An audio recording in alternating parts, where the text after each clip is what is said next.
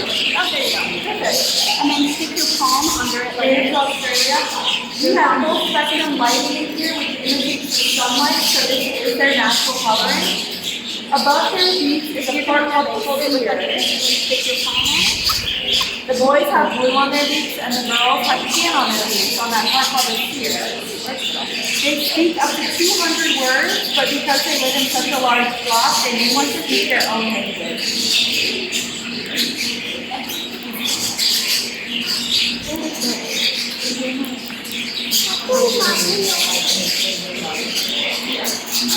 Watch your feet to their Yeah. You want to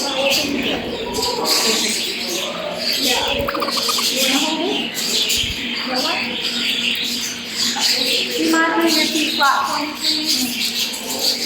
Can you put your feet flat? You may be able to lift up. Let mama. Thank you.